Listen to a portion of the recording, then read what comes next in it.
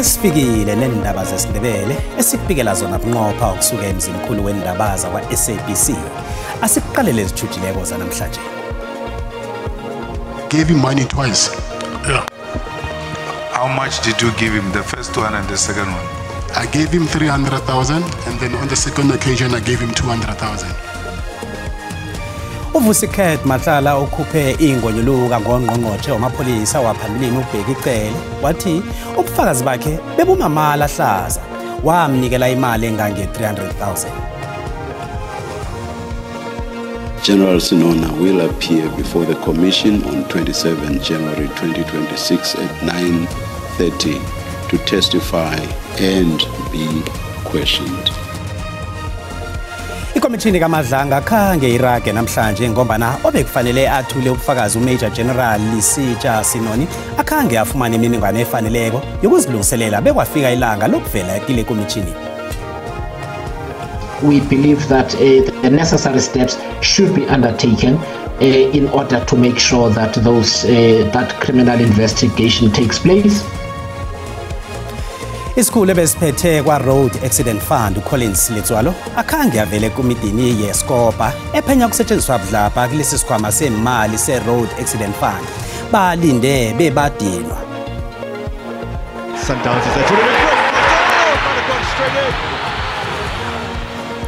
Siqalela umdlalo ye-Betway Premiership webusuku nje phakathi kwe-Orbit College ne-Stellenbosch FC.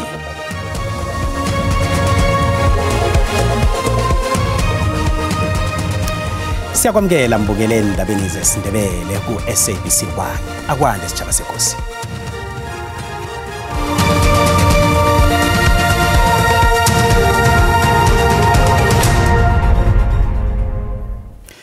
Namhlanje ikomiti yeParliament ephenya obukhohlakali ihlezi ejele iKhosi Mampure esePitori lapha kulalelwa khona ubufakazi bukasomabhizinisi uVusimusikhet Matlala. uMatlala uthome ngokuhlathulula amabhizinisi awenzako wabe waqinisekisa ukuthi mbala wasebenza ngezevikeleko kwenkolweni ezimbalwa zeGauteng kunye nakumphathi wabo somateksi kuSantaco ngasekho ephasini uJonathan Msibi. Nakethula ubufakazi bakhe uMatlala ugandelele ukuthi batsho uMsibi kwakumuntu enza naye ibhizinisi kwaphela abanabo obunye ubuhlobo obuseduze ngaphandle kwalokho. Ikulumo kaMatlala isuke yachuguluka lokho nakabuzwa ngendaba yamathenda wemapholiseni akhange athande wasuka waphendula ngokunganabi. Nanyana kunjalo uvumile ukuthi unesivumelwano asenza nomnyango wezemisebenzi yomphakathi sokuthi batsho achugulule indawo yokubandula amapholisa yenziwe iclinic kanti uthi isivumelwano yeso asiphikisani nomthetho. First of all, that hospital I've been trying to secure the lease for for the past 3 years. So when they saying I knew about I will get a tender, for me it does not add up.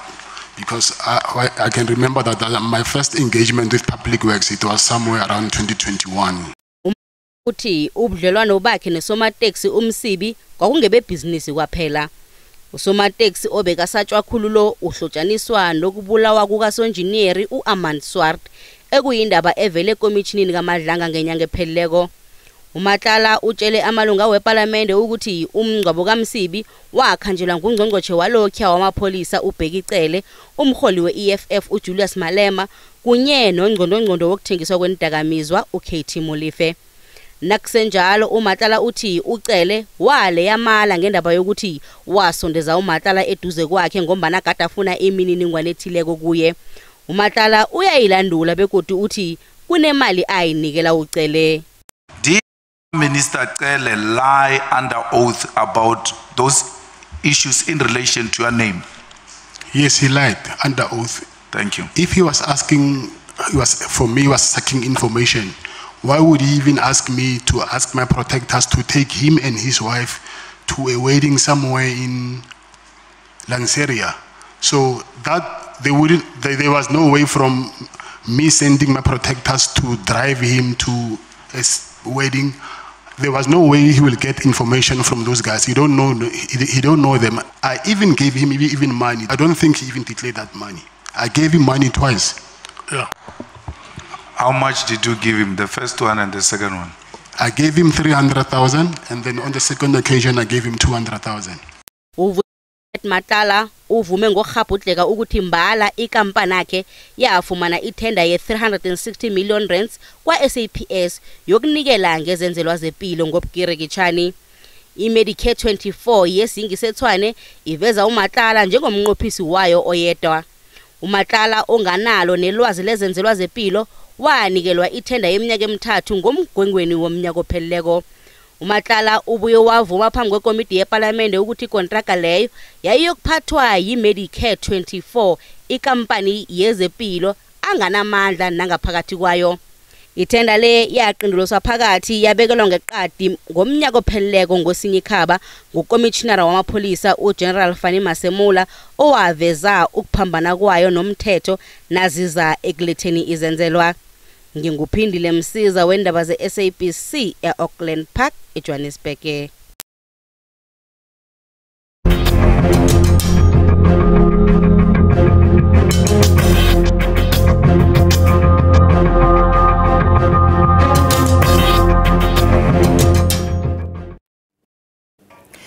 Ukulalela kwekomishini kaMadlanga kuphele ekseni namhlanje ngemva kwesivumelano phakathi kwabadosi phambili bobufakazi nesikhulu sama-Hawks KwaZulu-Natal uMajor General Lesetja Sinona.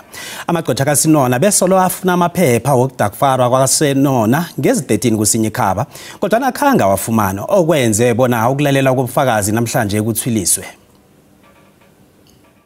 Usenona uthineke ebufakazini ebuhlotshaniswa naloyo sola ngokuba lilunga lenilelisi ezibizwa ngecartel uVusimuzi Kate Matlala. Kusola bona uMatlala wathengela uSenona indlu wayibhalisa ngendodana yakhe uThatu kodwa nakukhanya ubona indlu leyo yabe yathengwa ngokuphelele kona. By agreement between General Sinona and the evidence leaders, the following is ordered. 1. It is recorded that General Sinona is in possession of all documents emanating from the Commission that he requires to consider for the purposes of preparing his witness statement. 2. General Sinona will furnish to the Commission on or before 16 January 2026 a sworn statement addressing the issues listed in the subpoena dated 13 November 2025.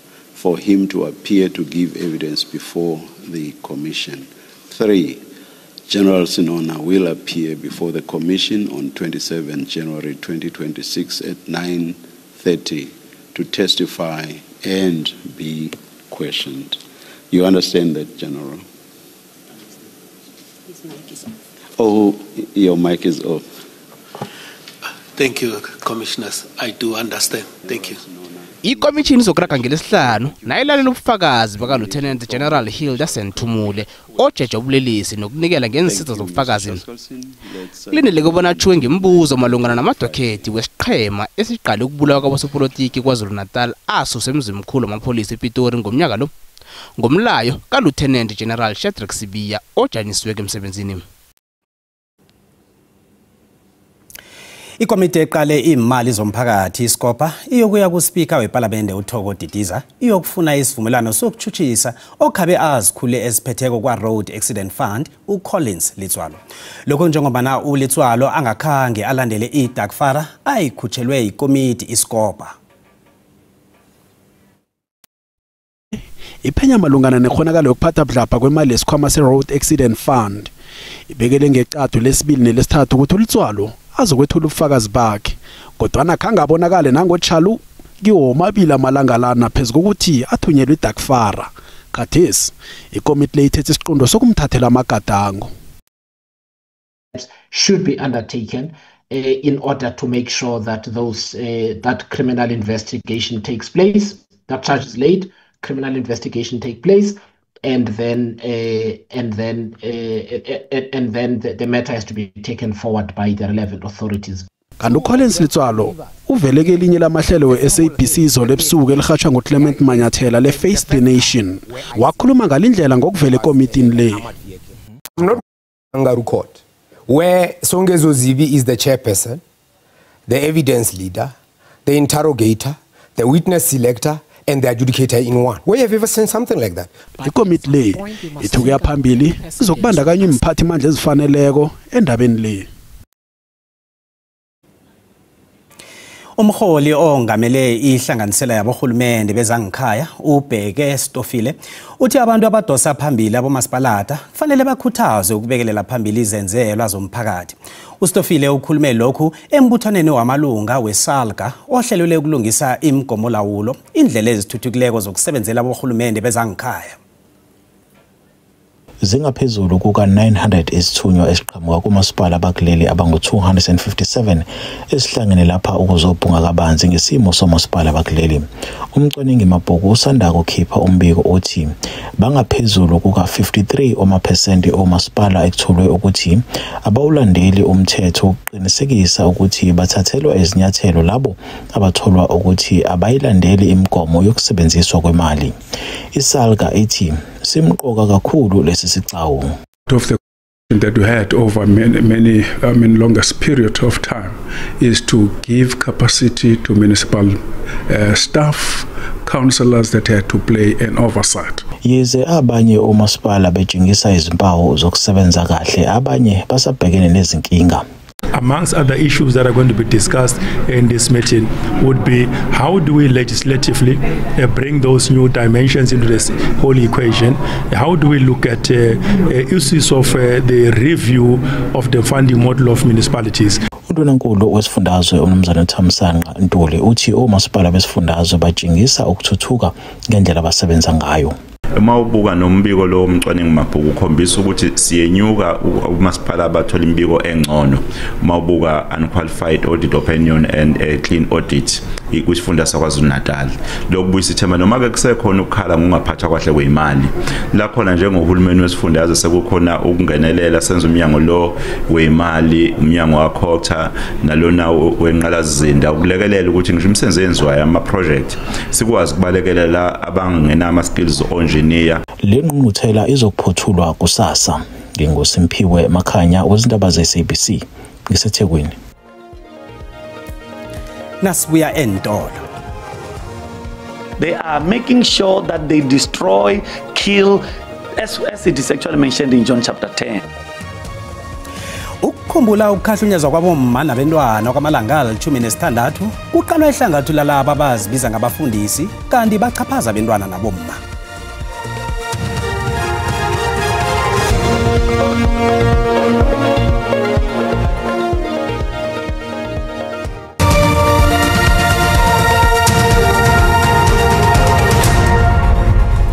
Sisaraga nendaba lapha mbukeli kanti nazi kuphundileko uyazithola ku YouTube, SABC Plus, TikTok, X na ku Facebook. Asirage nazo.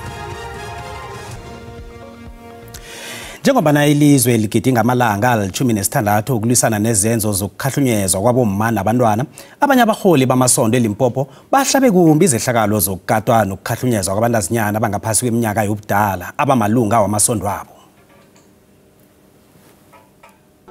Emakhulwini weminyaka amasondo kade athathwa njengendawo ephephileko, isiphephelo kunye nendawo yokufumana ukududuzwa. Kodwa mva nje amanye amasondo aphenduke indawo ekutholakala kiwo abakhahlumezi ngokomseme nabantu abanganazwelo. Ngomnyaka ka-2020 umuntu obekazibiza ngomprofeti nomelaphi ngokwekolo uJames Thobekgale wesishirho hlanu kwepulukwane wagwetshwa ukudilikelwa yijele ngecala lokukhahlumeza ngokomseme umntazinyana ongaphasi kweminyaka yobudala esondweni lakhe. Esehlakalweni samva nje omunye godi ozibiza ngomprofeti uPhathushejo Sikhubu uqalene necala lokukhahlumeza ngokomseme umntazinyana oneminyaka eli-14 obudala esondweni lakhe esibasa hlanu kweThoyando. Pastors are now no longer doing what Jesus did of giving. They are taking from the sheep. They are eating from the sheep. They are making sure that they destroy, kill, as it is actually mentioned in John chapter 10. Ihlangano engasebenzeli inzuzo i-Eyes of the Nation ibawa bongazimba abakhahlumezwe ngokomseme ukuthi babikele imphathimandla zomthetho ngamacala afana nala. Whoever knows that there's any pastors who's abusing his power in their churches, they must come and report. Nakusenjalo iphiko lezokuthuthuswa komphakathi eLimpopo lithi nanyana kunokuriyada ekuthuthisweni kwamacala wezenzo zokukhahlumezana ngokobulili kodwana libuke isibalo samacala esele athuthisiwe. In some other courts we do have backlogs, but the prosecution on a daily basis they are finalizing most of the cases under gender-based violence. Isingi sebembe sinesibalo esiphezulu khulu sezehlakalo zokukhahlumezana ngokobulili eLimpopo. Namhlanje bekuhlolwa iphepha lokugcina lenhlahlobo zokuphela komnyaka zika matric. Kanti kuvamile ukuthi ngalesi sikhathi somnyaka kubanjwe iminyanya yama pens down. Kanti ikhalinywe ngamagama abukhali indaba yokubamba iminyanya yama pens down kuthengiselwe abafundi utshwala. Umnyango wezefundo eGauteng uthi iminyanya le ibangela ukuthi abafundi bagcine bathatha izinqundo ezifaka impilo yabo engozini. Abafundi abangena eklasini apha batlola iphepha labo lokugcina lenhlahlobo zokuphela komnyaka zika matric. Abanye babo bayokuphuma sele bacabanga ukuthi basebenze njani. Kanti abanye babo sele bahabela ukugidinga ukuqeda ukutlola inhlahlobo eminyanyeni yama pens down. Ekhalinywe ngamagama abukhali indaba yokubanjwa kweminyanya le. Kanti ibhodi engamele ukuthengiswa kotshwala ithi bazokuhlawuliswa laba abathengisela abafundi utshwala begodu bazokuthathelwa nama-license abo okuthengisa utshwala. Labo abathengisela abantwana utshwala bazawuboshwa futhi iliquor board izawuthatha ama-license wabo. Abantwana sithi kubo mabaziphathe kahle bangaphuza utshwala. Sicela abazali basize. Kanhlangana neminye imikhwa ekhalinywa ngamagama abukhali kuhlolwa kwejuniform yesikole kwangangokuthi ayisazokusebenziseka ukuya phambili. Isikole siyisithoma ijima lokuthi abafundi baka matric banikele ngejuniform abo yesikole kilabo abalandela ngemva. Izikolo eziningi siyasizigqugquzela ukuthi abantwana abaphumayo esikolweni abashiye uniform ukuthi laba abanye abezayo bazokwazi bayithola. Kufana nandaba yama textbook nawo futhi siyawafuna bawalethe babuyise. Kana abafundi bathi nokho lihloleke kuhle iphepha labo lokugcina. Compared to the others, it was good. It was very good. I really enjoyed it. I wouldn't say it was hard. It was kind of like okay. Ungqongqoshe wezefundo uSiviwe Gwarhubo uzokumemezela imphumela yenhlahlobo zokuphela komnyaka zika matric zika 2025 amalanga naka-12 ngoTjhirhweni umnyaka zawo. Kanti abafundi bazokuthola imphumela yabo amalanga naka-13 ngoTjhirhweni umnyaka ozawo. Ngingunontokozo Sikhosana wendaba ze-SABC ngikubekela ngise-Auckland Park eJohannesburg. Asikala umbono wakho mbukeli ngale ndaba yama pens down. Naku umbono wakho uyalandela mbukeli.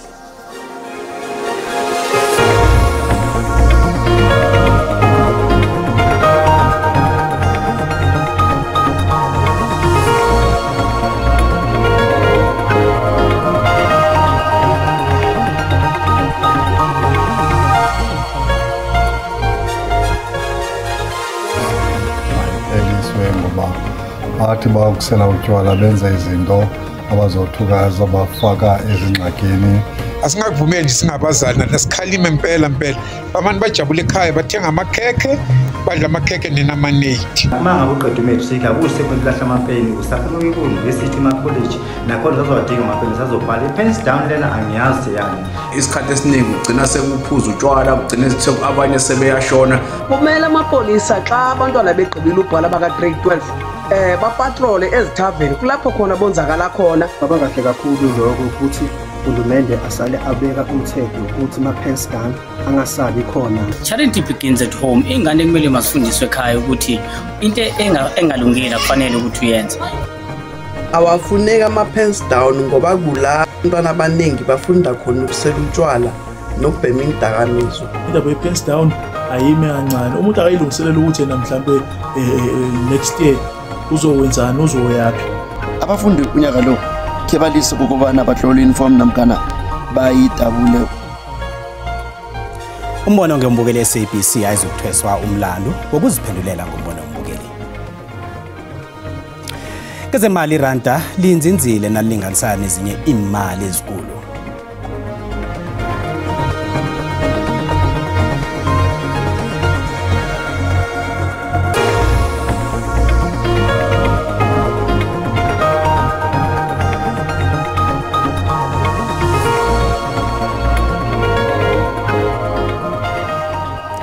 Nasiqala ke zemidlalo munye umdlalo weBetway Premiership namhlanje iOrbit College FC iyokubambana neStellenbosch FC eOlympia Stadium eRustenburg.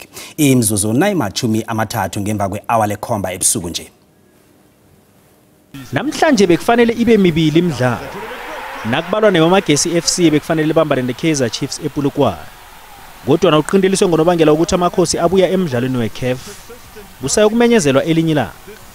Kanti eRustenburg namhlanje iOrbit College FC esebujabeni we-13 eligi ingaphasi kwegandeleleko lokubalekela inqema endathu ezisemsileni. Ilindeleke ukubuyisa ithemba layo ngombana esandukuloba umdlalo wayo wamuva nje weligi. Pili now. So Pili on the turn.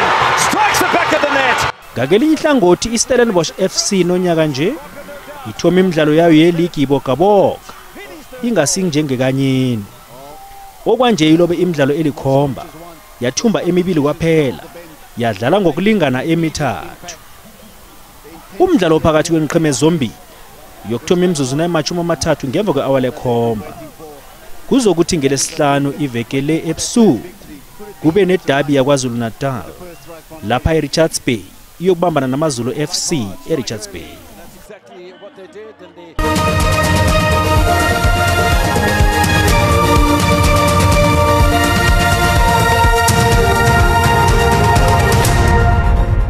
Loshane ekhaya napho ubujamo bezulu livulile njengalanga inarha yeSouth Africa kuthoma amathuba wezulu ngaleke ngePumalanga Kapa nge-30% nawuthi uyaqala ngeMahikeng atholakala nge-60% nangale endaweni zeLimpopo kubophulukwana ke sokuhlola ukuthi kusasa khona siwabona anjani na ngale ngephulukwana egodo manengi khulu nge-80% abe yi-60% endaweni zangapha ngeGauteng uze endaweni zangapha ngeFreystata nalapha esifundeni sange-KZN manengi hle amathuba ngalapha nge-80%. Sithole lapha isilemukiso umoya onamandla kusuka eGcebe Gauteng ngale ngeCape Town kanti ke imijijo iduma kumbi kilezi ndawo ezisemkhawulweni wangapha ngePumalanga Kapa eFreystata nangale ke ngakwaZulu Natal esibona gogodi imijijo iduma kumbi ngale ngeLimpopo sokucala amazinga okushisa ukuthi kunjani kuthoma lapha ke ngeGauteng sibona lifuthumele nanoma lizokuduma njaya lithele liza kuthoma ngokuthi lifuthumele ePitori nge-29 lapha ke eLimpopo sibona ke ukuthi kuyachisa endaweni eziningi kuphole lapha angithi kufuthumele ePhulukwane nge-28 Phalaborwa ichisa nge-35 iMpumalanga bonakala ke ipholile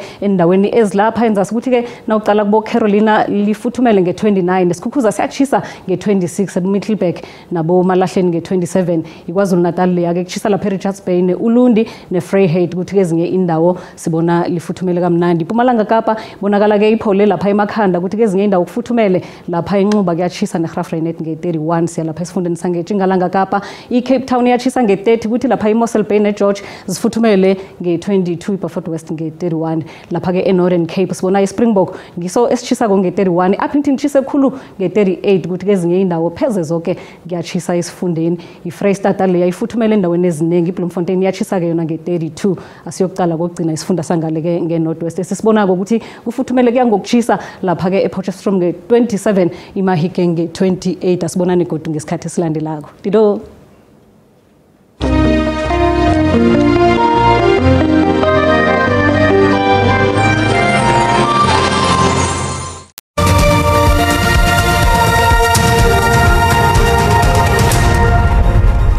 Kusasa zikhona indaba zeSwati ngesikhathi esifanako kanti ngesimbi yekhomba ebusuku nje ziyalandela zeSulu nisale nomusa.